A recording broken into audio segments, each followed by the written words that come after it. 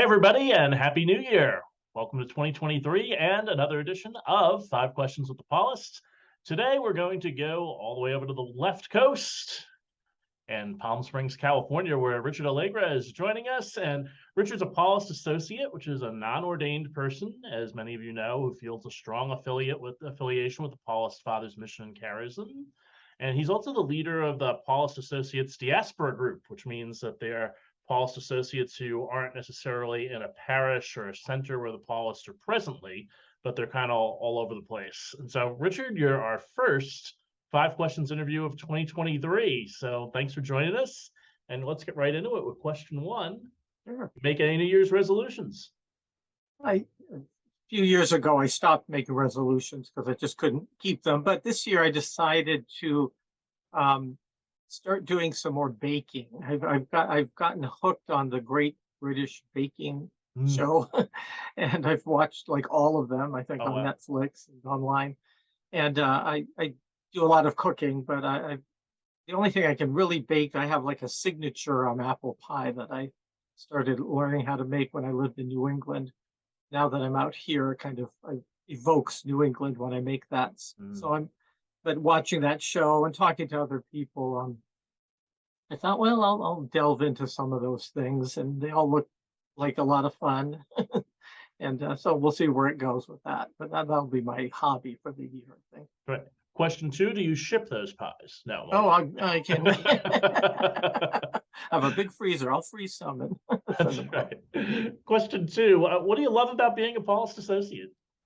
Yeah, and well, I first encountered well, maybe as a kid. I probably remember the Paulist TV shows they had in black and white back then in the 60s. But I lived in Boston for about 12 years, a few years ago, and I started attending the Paulist Center there.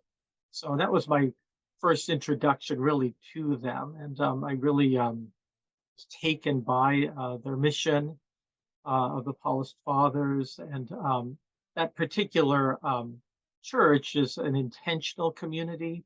Most people, I think there were maybe 5 people who lived nearby within walking distance, but most people came from other places. So it was a wonderful community. And I was involved in the music ministry there and other things. And a large number of lay people are very involved in that particular church.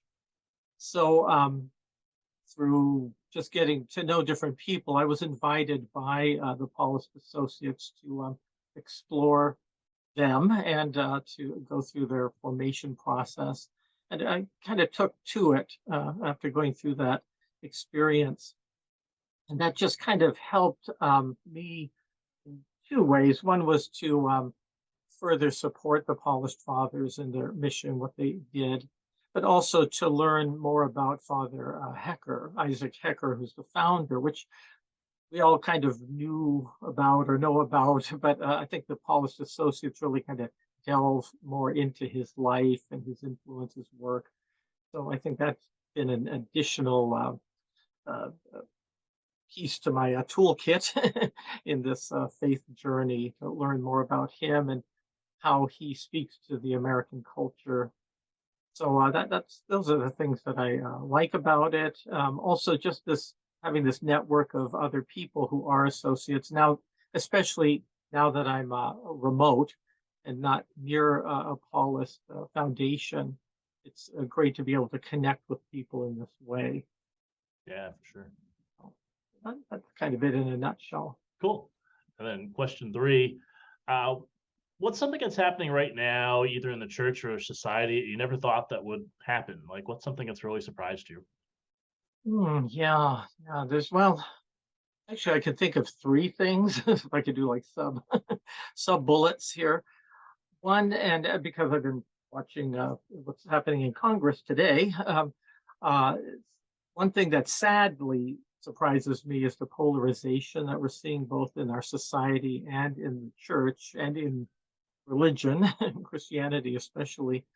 As I mentioned, I grew up in the 60s and listened to Bobby Kennedy and Martin Luther King, and I always had this vision we'd all come together, brotherhood and all this.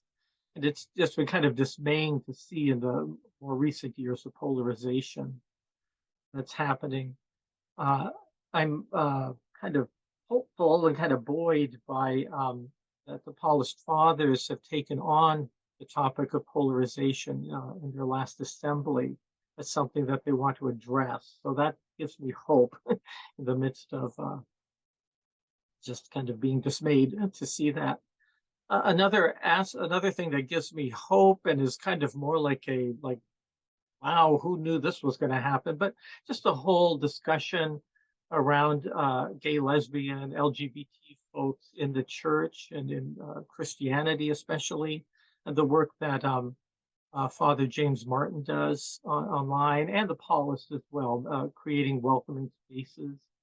It's just kind of a surprising, wonderful thing to see. So, like again, like who knew this would be a topic for us to be digging into, especially people who feel marginalized or have been kind of vilified. But the third thing that really is striking me right now is the kind of, I don't want to say post-pandemic, but since the pandemic, the virtual experience that people have been having. I know that a lot of churches went to putting mass and their services online. And I think for most of them, they thought, well, we'll do this and then we'll stop after a year or something. And of course, the encouragement is for people to come together physically, face to face. But I've been struck that a number of places have continued this, even though restrictions have been lifted and it's safer in many places. And so from time to time, I'll see the Paulist Center just to see some faces that I remember, but also the Mother House there in New York City.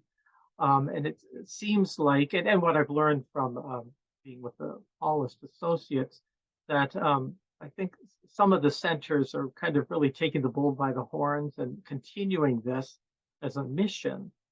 And some Sundays, if I join in, I don't know if I'm attending or watching or I'm there online, I'll see a number of people in the chat of kind of familiar names, and see that people will talk to each other or send each other hearts or support or that kind of thing.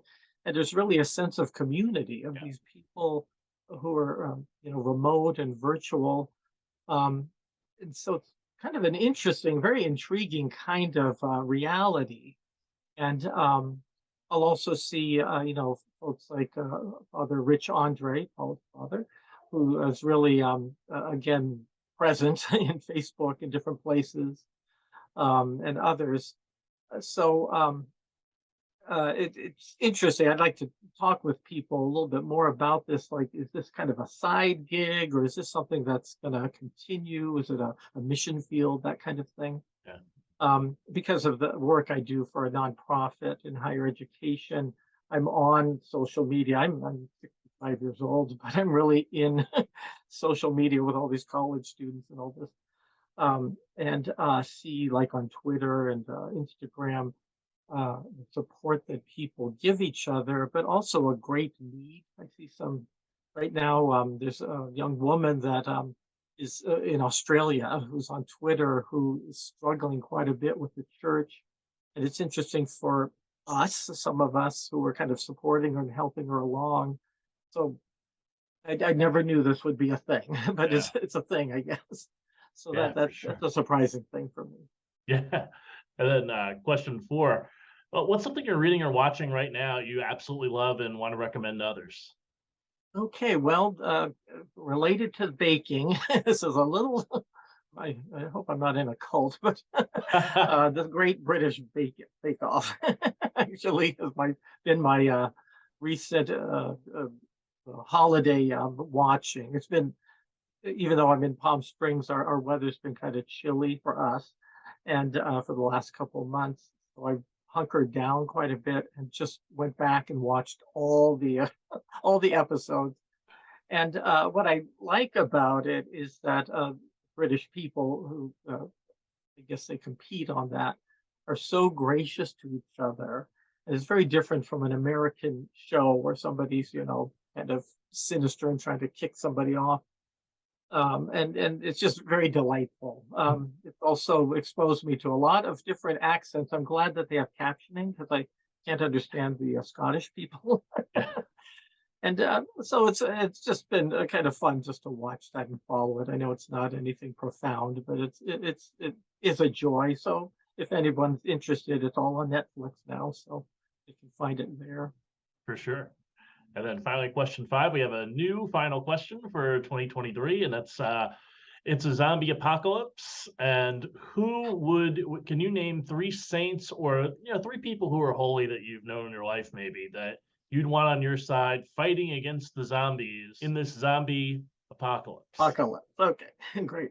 Well, let's see. There's several. I was just this morning. I was online and reading about. I don't know how I ended up here, but reading about Saint Barbara, and she's the patron saint of like fireworks makers and artillery and all this. I'm like, yikes! Okay, well, she might be a good one. She might be a good one to have on board. It's so funny. That whole genre of movies and all that literature is so far-fetched and at the same time very scary. Because it's like, what if that really happened? What would you do? But actually 3 people, like other people that come to mind. One would be actually, speaking of the apocalypse, would be Saint John, because he had the revelation and saw a lot of scary things.